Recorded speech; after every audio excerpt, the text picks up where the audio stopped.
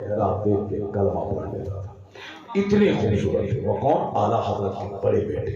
اتنے زبردست عالم، عربی بولتے رہے، اردو فرناٹے سے اعلیٰ قسم کی فصیح و بلیغ اردو بولتے رہے. یہاں تک کہ لاہور میں ایک منازعہ ہوا تھا وہابیوں سے. ڈاکٹر اقبال جو شاعری کی دنیا کا بادشاہ، اس میں جب حجت الاسلام اعلیٰ حضرت کے بیٹے کے چہرے کو دیکھا تو تنگ رہ گیا. کہ احمد رضا خان کے بارے میں سنا کرتا ہوں، جب لوگ حجت الاسلام حامد رضا کو دیکھتے تو کہتے تھے جب بیٹا ایسا ہے تو باپ کیسا لاجواب ہوگا. علم لاجواب، حسن لاجواب. انہوں نے تھوڑی کم عمر پائی، ان کا انتقال ہو گیا. مفتی اعظم ہند رضی اللہ تعالیٰ جب پیدا ہوئے تھے بریلی شریف میں پیدا ہوئے تھے. مفتی اعظم ہند 22 ذی الحجہ بریلی شریف میں پیدا ہوئے تھے. اور اعلیٰ حضرت فاضل بریلی اس وقت میں بریلی میں نہیں تھے. اعلیٰ حضرت فاضل بریلی اس وقت میں ماہرہ شریف میں تھے، اپنے پیر و مرشد کے پیر خانے میں تھے. وہاں پیر و مرشد میں اس وقت موبائل کا زمانہ نہیں تھا، تار کا زمانہ نہیں تھا. مفتی عبد الحسین نوری رحمۃ اللہ علیہ اعلیٰ حضرت نے کیا کہا، چاہیے اپنے گھر جائیے، آپ کے گھر میں ایک بیٹا پیدا ہوا ہے، اس بیٹے کا نام محمد رکھیے، محمد رکھیے. اور وہ اس کی بڑی لمبی عمر ہوگی، خلق خدا اس سے فیضیاب ہوگی، اور آپ بڑا نفع بخش قوم کے لیے آپ کا بچہ ہوگا، لمبی عمر پائے گا. ابھی ایک دن کا بچہ ہے، اللہ کا ولی وہاں کیا کہتا ہے، لمبی عمر پائے گا، خلق خدا اس سے فیض پائے گا، وہ فیض کا دریا بہائے گا. آپ جائیں. جب اعلیٰ حضرت وہاں سے لوٹ کے آئے واقعی گھر میں دیکھا ایک چاند جیسا بیٹا تولد ہوا ہے.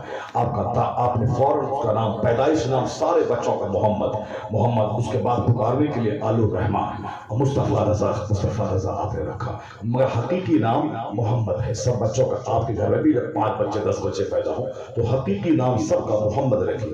محمد کے نام پہ عقیقہ کروا دیجیے. اس کے بعد پکارنے کے لیے اچھا نام رکھ دیجیے، عبداللہ رکھ دیجیے، عبد الرحمن رکھیے، اور ابو ہریرہ رکھیے، انس رکھیے، عبداللہ ابن مسعود رکھیے، سعد رکھیے، سعید رکھیے. صحابہ کے نام پہ بچوں کا نام رکھیے. نام کا اثر ہوتا ہے، نام کا اثر ہوتا ہے. ورنہ فلمی نام جہاں رکھے، ارم، ارباز، ارم، یہ سب چل گیا آج کل، ایک ٹرینڈ چلا ہوگا.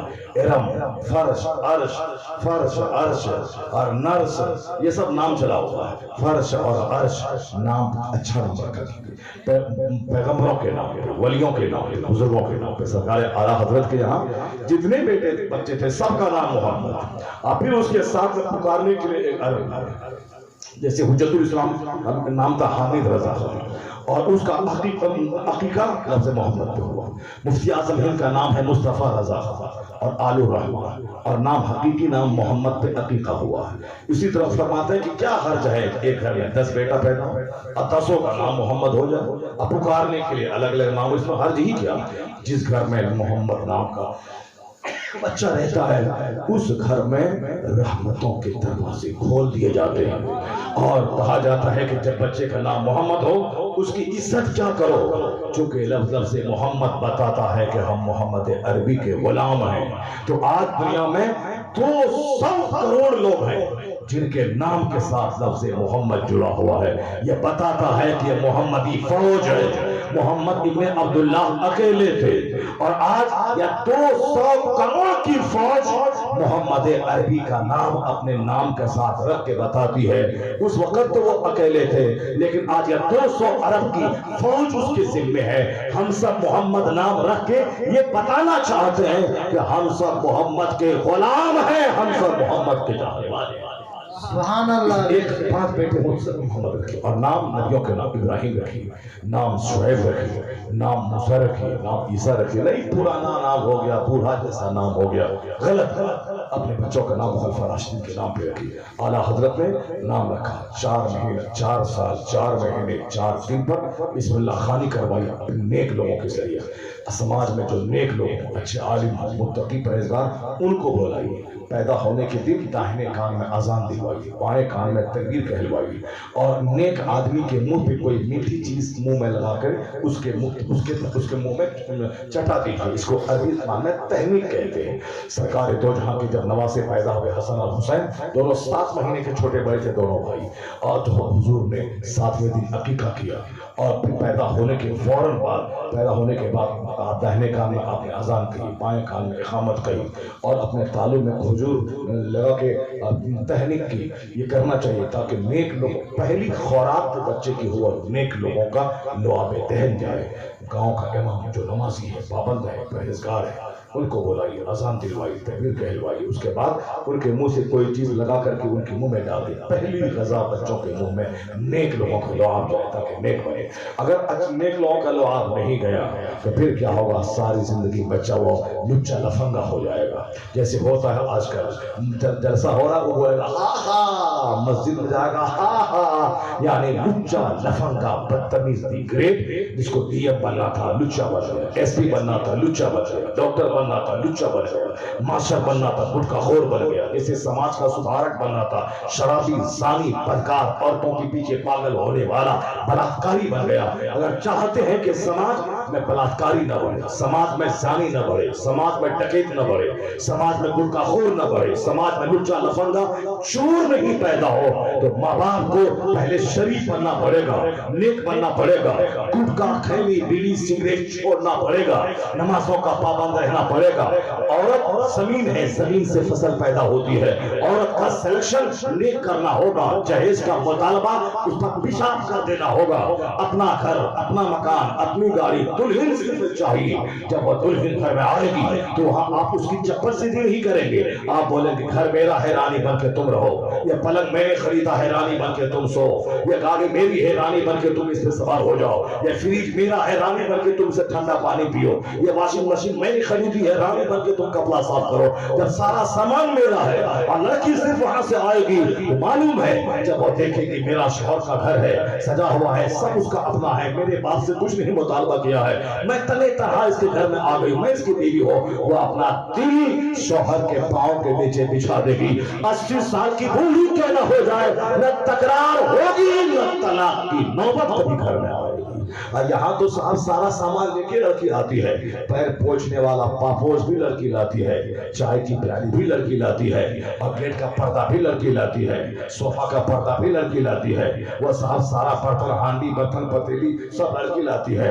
اور یہ مرد ہے، ان کے پلنگ پہ سوتا ہے، بولتا ہے میں سرتاج ہوں، ان کی چائے پیالی میں چائے پیتا ہے، بولتا ہے میں سرتاج ہوں، ان کی فریج کا پانی پیتا ہے، بولتا ہے میں سرتاج ہوں. کیسا سرتاج؟ تم کیا ہے، تیرا ہے کیا وہاں؟ صوفہ لڑکی کا، پلنگ لڑکی کا، چائے پیالی لڑکی کی، پلیٹ لڑکی کی، پردہ لڑکا کا، کپڑا لڑکی کا، کپڑا لڑکی کا، ہاتھ میں گھڑی لڑکی کے باپ کا، موٹر سائیکل لڑکی کے باپ کا. تو کیا ہے، ہجلا ہے کیا؟ اصل میں مرد وہ ہے جو اپنا سارا سامان خریدے. اب بولے صرف دلہن چاہیے باقی کچھ نہیں، تو پھر یاد رکھ اس گھر میں رحمتوں کی بارش ہوگی، اور جو بچہ پیدا ہوگا وہ چور ڈکیت نہیں، متقی پرہیزگار نمازی پیدا ہوگا. جیسی زمین ویسی فصل، جیسا درخت ویسا پھل. جب باپ ہو وہ ابراہیم رضا خان، دادا ہو حجت الاسلام، اور نانا ہو مفتی اعظم ہند، اب باپ ہو مفسر اعظم ہند، اور ماں ہو اپنا سارا زیور گروی رکھ کر منظر اسلام کے مدرس کی تنخواہ دلانے والی. جب ایسی خاتون ہو اور باپ لاجواب ہو اور دادا حجت الاسلام، نانا مفتی اعظم ہند، اسی کوہ کا بچہ اختر رضا کا ازہری تاج شریعہ پیدا ہوگا. سبحان اللہ، سبحان اللہ. ایسے ہی نیک لوگ نہیں پیدا ہوتے ہیں، اور ایسے ہی گٹکا خور نہیں جنم لیتے ہیں. آم کے پیڑ میں 1,00,000 تعویذ ڈال دے، سیب نہیں نکلے گا. سیب کے پیڑ میں 1,000 تعویذ ڈال دے، وہاں سے اخروٹ نہیں نکلے گا. باسمتی دھان وہ کھیت سے وہ گیہوں نہیں نکلے گا. کپاس کے درخت سے وہاں سے انناس نہیں نکلے گا. جیسی زمین ویسی فصل، جیسا درخت ویسا پھل. مفتی اعظم رضی اللہ تعالیٰ عنہ بچپن سے ہی بڑے خوبصورت، بڑے ذہین، نگاہیں فرط حیا سے چھپی ہوئی، کم عمر میں تھے، 5 سال کے نمازی بن گئے. بڑی مختصر مدت میں آپ نے پورا قرآن ختم کر دیا. اس کے بعد جب کتابیں پڑھی آپ کے والد گرامی 13 سال میں عالم، مفتی، قاری، اپنے علاقے کے عالموں کا سردار بن گئے. مفتی اعظم ہند بھی بالکل کم عمری میں 17-18 سال کی عمر میں اپنے وقت کے زبردست عالم دین بن گئے. اعلیٰ حضرت تو سارے عالموں کے سردار تھے. مفتی اعظم ہند نے ایک فتویٰ لکھ کر کے اپنے والد گرامی کو دکھلایا. جب دیکھا تو خوش ہو گئے. دلائل سے سجا ہوا فتویٰ دیکھ کر اتنی کم عمری میں ایسی علم کی گہرائی. اسی دن اعلیٰ حضرت نے بازار سے مہر منگوا کے مصطفیٰ رضا کی مہر منگوا دی. مفتی اعظم ہند کا ٹائٹل آپ نے دیا. اتنا زبردست علم و فن رکھنے والا وہ ہندوستان کا سب سے بڑا مفتی ہوگا. اعلیٰ حضرت مجدد اعظم شیخ الاسلام نے اپنے بیٹے کو مفتی اعظم ہند کہا. اس وقت تو لوگوں کے سمجھ میں نہ آتی ہو گئی یہ بات. کم عمری میں جوان عالم ہے اور ہندوستان کے مفتی اعظم ہند کیسے بن گئے. اور پھر اعلیٰ حضرت نے انہیں محقق اور مفتی اعظم ہند کیسے کہا. مہر مروا دیا. اسی دن مفتی بن گئے. اس کے بعد سے جب فتویٰ آنا شروع ہوا, جب دین کا کام شروع کیا, اعلیٰ حضرت کے وصال کے بعد ان کا سچا جانشین ہو کر مفتی اعظم ہند نے جب ہندوستان بھر کا دورہ شروع کیا, مدرسے میں بچوں کو پڑھانا شروع کیا, دنیا بھر کے فتوے کا جواب دینا شروع کیا, چند ہی سالوں میں ہندوستان کے علماء اور ہندوستان کے باہر کے علماء کی آنکھوں کا نور نظر مرجع خلائق جو بن گئے. تب لوگوں نے دیکھا کہ اعلیٰ حضرت نے جن کا سلیکشن مفتی اعظم ہند کی صورت میں کیا تھا, ان کی نگاہ دیکھ رہی تھی آنے والے زمانے میں پوری دنیا کے علماء کی رہنمائی اگر کوئی کرے گا تو مصطفیٰ رضا مفتی اعظم ہند فرمائے. اور مفتی اعظم ہند کے زمانے میں انہوں نے جب مدرسے قائم کرائے, جب کتابیں لکھ کر فتویٰ لکھ کے, اس زمانے میں 2-3 بڑے بڑے خطرناک مرحلے آئے. اس کی خدمت مفتی اعظم ہند نے کیسے کی, ذرا غور سے سنیے. عالم وہی نہیں کہ جو کھائے پیے نماز پڑھ کے سو جائے. عالم وہ ہے جو فتنے کا سدباب کرے. عالم وہ ہے جو وقت کے فتنوں سے مقابلہ کرے. مفتی اعظم ہند کے زمانے میں شدھی کرن کی تحریک چلی تھی انڈیا میں. جیسے ابھی 2-3 سال پہلے ابھی الیکشن جب بھی جیتتا ہے, جیتنے کے بعد یہ لوگ اسی طرح کا آل فال کام کروانا شروع کر دیتا ہے. پہلا الیکشن جیتا, اس کے بعد پھر ہندوستان میں ایک نیا ٹرینڈ چل پڑا. وہاں فلاں مسلمان ہندو بن گئے, فلاں مسلمان ہندو بن گیا, فلاں ہندو بن گیا, آگرہ میں یہ ہو گیا, وہاں یہ ہو گیا. یعنی ماحول خراب کرتے پورے ہندوستان میں. اور حالانکہ سچائی کچھ نہیں تھی. اکا دکا کوئی پاگل مسلمان جو جوا کھیلنے والا, شراب پینے والا, سر سے لے کے پیر تک وہ ہڈی پہننے والا, وہ ہڈی چنا اگر بن گیا ہندو تو اس کو کوئی مطلب تھوڑی. کوئی پڑھا لکھا آدمی جس طرح وقتوں کا ویگیانک کلمہ پڑھ رہا ہے, سائنٹسٹ کلمہ پڑھ رہا ہے, امریکہ کا سائنسدان کلمہ پڑھ کے مسلمان بن رہا ہے, ہندوستان کا ویگیانک کلمہ پڑھ کے مسلمان بن رہا ہے, چائنا جاپان کا سائنٹسٹ کلمہ پڑھ کے مومن ہو رہا ہے, کالج کا پروفیسر کلمہ پڑھ کے مسلمان ہو رہا ہے, روس کا پردھان منتری کلمہ پڑھ کے مسلمان بننے والا تھا, اب برٹن کی پرنسس وہ کلمہ پڑھ کے مسلمان بننے والی تھی, امریکہ کا بہت بڑا باکسر وہ کلمہ پڑھ کے مسلمان ہو گیا. یعنی کھیل کے چھیتر کا, بزنس کے چھیتر کا, سائنس کے چھیتر کا کوئی دن ایسا نہیں گزرتا جس دن کوئی پڑھا لکھا آدمی کلمہ پڑھ کے مسلمان نہ ہوتا ہو. یہ دلیل ہے کہ اگر دنیا کا سب سے بڑا اور سچا اٹریکٹیو مذہب کوئی ہے تو مذہب اسلام ہے, جس کو کوئی گہرائی سے پڑھتا ہے تو مسلمان بن کے رہتا ہے. اور کون مسلمان ہے جس کی ذات ایسے نکلا ہوا ہو اس کو آدمی خدا مان لے گا, جس کا سر میں سنگ نکلا ہوا ہو اس کو خدا مان لے گا, جس کی ناک میں سونڈ نکلا ہوا ہاتھی کی طرح سونڈ اس کو خدا مان لے گا. اس کو آدمی ذرا چلا جائے اس کے ہاں کہیں سونڈ نکلا ہوا ہے, کہیں سانپ بنا ہوا ہے, کہیں ناک نکلی ہوئی ہے, کہیں دانت نکلا ہوا ہے, کہیں پیچھے سے ناگڑ نکلا ہوا, دو نکلا ہوا, کہیں سر پہ سنگ نکلی ہوئی ہے, اس کو آدمی مانے گا.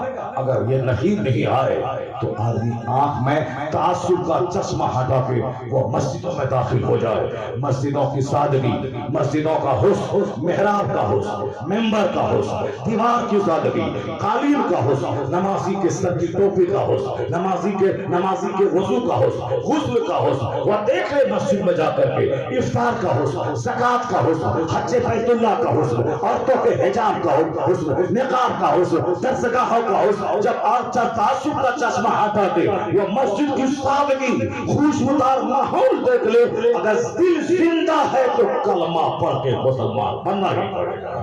اگر دل زندہ ہے, یہاں سادگی, یہاں حسن ہے, یہاں نہ بندر ہے, نہ چھچندر ہے, نہ نانگڑ ہے, نہ دم ہے, نہ سنگ ہے, نہ دانت ہے, نہ پیچھے نکلا ہے, نہ آگے نکلا ہے, نہ پیٹ ایسے نکلا ہے. اس کو کوئی انجینئر, ڈاکٹر, پروفیسر, سائنٹسٹ اس کو وہاں کلمہ پڑھے گا کیا؟ یہ صرف فرار بکواس ہے کہ صاحب فلاں مذہب فلاں قبول کر لیا, کچھ نہیں ہوتا. آج مسلمانوں کی تعداد پوری دنیا میں 40 کروڑ کے صرف ہندوستان میں ہے کم و بیش. یہ 17 اور 20 اور 25 میں لڑکا ہوا ہے. 40 کروڑ کم و بیش भारत में कलमा पढ़ने वालों की तादाद है। पूरी दुनिया में मजमूई तौर पर 200 करोड़ से ज्यादा लोग हैं। आज चाइना, जापान, अमेरिका में जब मुसलमान मस्जिद की तरफ निकलते हैं जुमा के दिन, ऐसा लगता है कि ये नसरानियों का नहीं, ये मुस्तफा के गुलामों का मुल्क है। सुभान अल्लाह। ये सारा निजाम, सारा सिस्टम हुस्न और जमाल से भरा हुआ है। इसलिए एक कौम में मुस्लिम कभी नर्वस मत होना। अल्लाह ने तुझे तौफीक बख्शी है, तू मुसलमान है, इस्लाम जैसा मजहब दे रहा है। ये बकवास करने से हीरा मोती थोड़ी कंकर पत्थर हो जाता है। आप कोई हजार झूठ बोले, चीखे चिल्लाए, टीवी पर बैठकर डिबेट करे, आप कोई लोहा थोड़ी हीरा हो जाता है। हीरा हीरा है, सोना सोना है, गोल्ड गोल्ड है। इस्लाम इस्लाम है जो 1400 साल में आलमगीर मजहब बन गया और कोई दिन नहीं गुजरता कि पहाड़ का आदमी गुलाम मुस्तफा न बन जाता। मजहब इस्लाम का हुस्न है, मजहब इस्लाम का हुस्न है। जहाँ दुख नाम की कोई चीज नहीं, जहाँ सूरत और शक्ल नाम की कोई चीज नहीं, जहाँ नफरत वाली चीजों की कोई चीज नहीं। कहीं खून लिपटा हुआ है, आदमी को देख ऐसे ही नफरत पैदा हो जाएगी। साहब कहीं शर्मगाह की तस्वीर बनी हुई है, ऐसे आदमी को नफरत पैदा हो जाएगी।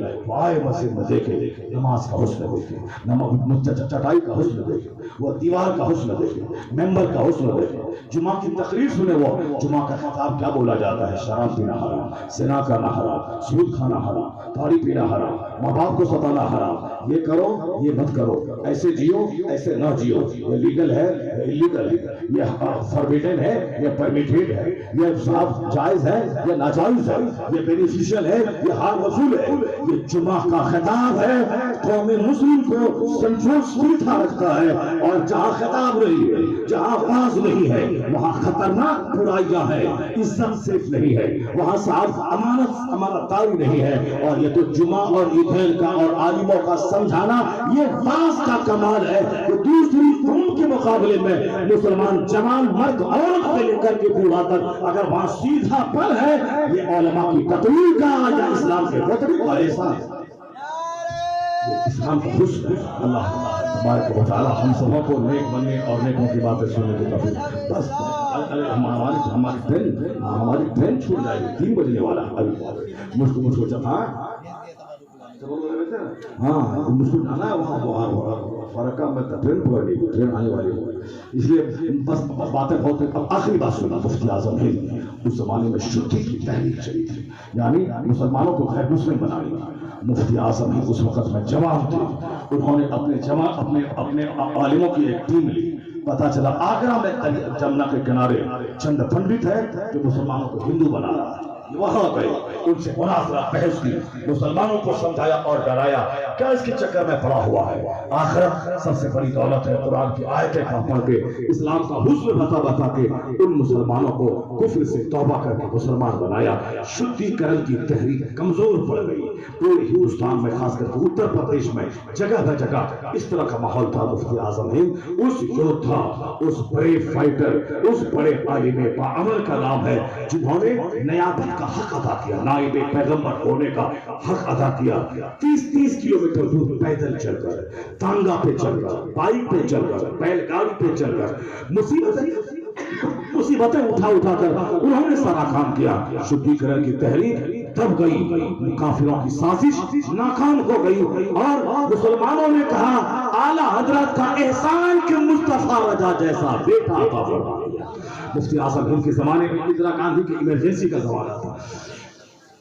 उस जमाने में नसबंदी कंपलसरी करार दे दिया गया, मुसलमान नसबंदी करवा लें, मुसलमान नसबंदी करवाए। नसबंदी करवाने का माहौल चल रहा था और यानी सिर्फ 2 बेटा, हम 2 हमारे 2, ये ऐलान चला था। कब? आज से 40 साल पहले की बात है, 1980 की बात है। उस वक्त में शुद्धिकरण की तहरीक शबाब पे आ गई। मुफ्ती आजम हिंद ने फतवा दिया नसबंदी करना हराम है, हराम है, हराम है। बिकाऊ मौलवी, देवबंद के मदरसे का मौलवी तैयब के बारे में आया है किताबों में, अखबारात में। उन्होंने इंदिरा गांधी की इमरजेंसी के सामने घुटने टेकर फतवा दे दिया, हाँ नसबंदी करवाना जायज है। मगर मुफ्ती आजम हिंद का फतवा तब दीवार पे चस्पा हुआ, नसबंदी करना हराम है, नसबंदी करना हराम है, नसबंदी करना हराम है।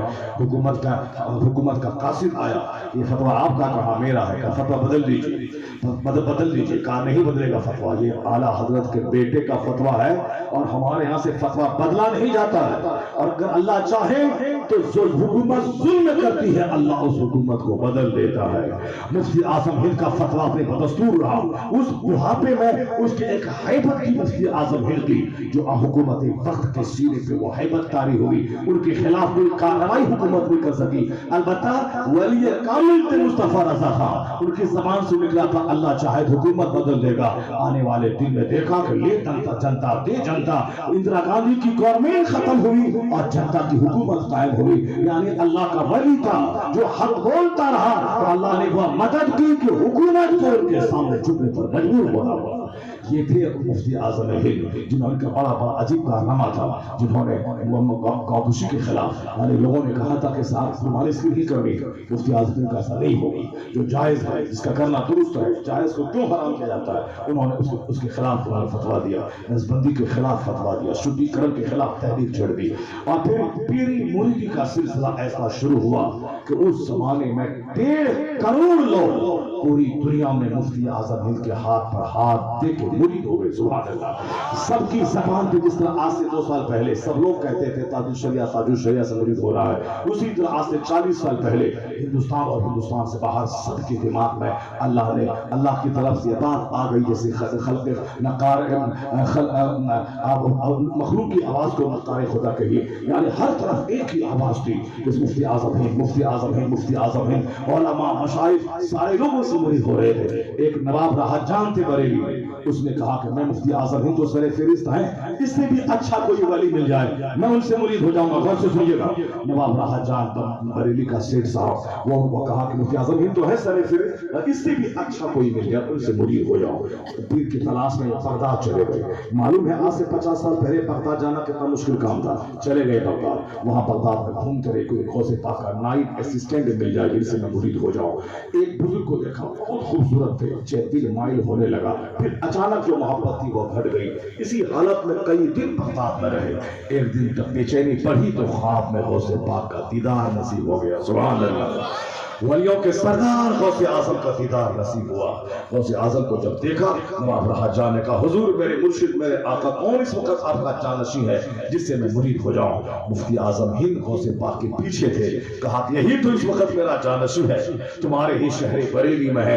مفتی اعظم ہند کو دیکھا خواب میں غوث پاک کے ساتھ مچل گئے، بیدار ہوئے، فوراً ہندوستان کی نقطۂ سفر باندھا، ہندوستان واپس آئے، اپنا سارا سامان گھر میں پھینکا، محلہ سوداگران اعلیٰ حضرت کے محلے میں گئے، وہاں مفتی اعظم ہند اپنی قیام گاہ میں گھر میں تھے۔ نواب راحت جان جب قریب گئے، مفتی اعظم ہند نے چہرہ دیکھا، مسکرا پڑے، بولا کہیے نواب صاحب کہاں کہاں گھومے، کیا کیا دیکھا؟ اللہ صمد، کہاں کہاں گھومے، کیا کیا دیکھا؟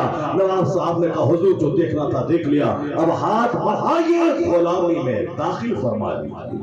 کہاں بغداد کے مناظر، کہاں مفتی اعظم ہند کی نگاہوں میں۔ سرکار مفتی اعظم ہند مراد آباد علاقے میں ہے، ایک شخص آپ کا مرید آیا، ہاتھ چومنے لگا، جب ہاتھ چوما تو آپ نے کہا جائیے پہلے فجر کی نماز پڑھ کے آئیے، پھر بعد میں مجھ سے ملاقات کیجیے۔ اللہ صمد، مرشد ہو تو ایسا روشن ضمیر پہ جو دلوں کے حالات سے باخبر ہو جائے۔ تو مفتی اعظم ہند نائب غوث اعظم تھے، مفتی اعظم ہند جانشین اعلیٰ حضرت تھے، مفتی اعظم ہند اپنے زمانے کے ولی کامل تھے، مفتی اعظم ہند اپنے زمانے کے سب سے بڑے مسلم، سب سے بڑے اہل سنت کے دائی، مسلک اعلیٰ حضرت کے سب سے زبردست خادم تھے۔ انہوں نے نہ زمین خریدی زیادہ، نہ مکان بنایا، وہی پرانے گھر میں رہنا ہے اور پورے ہندوستان کا دورہ کرنا ہے۔ تعویذات کے ذریعے جس کے پاس بیٹا نہ ہوتا ہو بیٹا ہوا، جس کا بیٹا نہ اہل ناکارہ ہو اس کا بیٹا تعویذ کی برکت سے عالم دین بنا۔ یعنی تعویذات کے ذریعے، تحریر کے ذریعے، فتویٰ کے ذریعے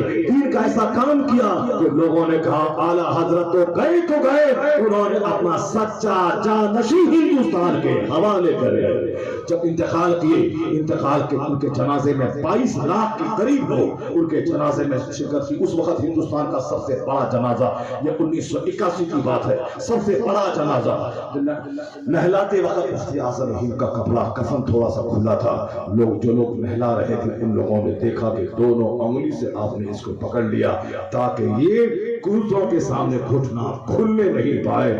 جو لوگ غسل دے رہے تھے ان لوگوں نے دیکھا مرنے کے بعد زندگی کی کہانی تو سن سنی تھی کتابوں میں مگر آنکھیں مشاہدہ کر رہی تھی کہ کیسے باتیں مثال شریعت کی حفاظت کی جاتی ہے اور اپنی زندگی کا ثبوت دیا جاتا ہے۔ مفتی اعظم ہند کے انگلی کو لوگوں نے پکڑا، انگلی کو ہٹایا، تب کپڑے سے انگلی ہٹی، ورنہ چونکہ پانی کے بہاؤ میں وہ لنگی کھلنے والی تھی تو دیکھا کسی کی نظر نہیں گئی ہے تو مفتی اعظم ہند نے اپنے دونوں اور اس کو پکڑ لیا۔ آج بھی مفتی اعظم ہند کی قبر بریلی میں ہے اور اس کی قبر کے پاس اکثر و بیشتر علماء کرام اور عام لوگ سرحان پائنتی کے پاس بیٹھے رہتے ہیں۔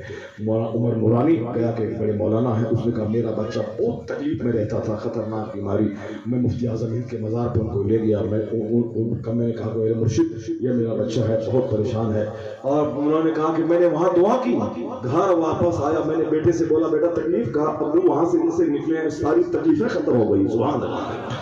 یعنی مفتی اعظم ہند کی قبر مقام مستجاب ہے جہاں دعا قبول ہوتی ہے۔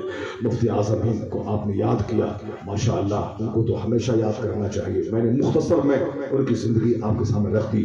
اللہ کے نیک بندوں کے ہاتھوں پہ ہاتھ دے کے ولی ان کی بیعت کر لیجئے، اور ہم جہاں ادھر ادھر پھر پھرا یہاں وہاں لوگ مرید ہوتے ہیں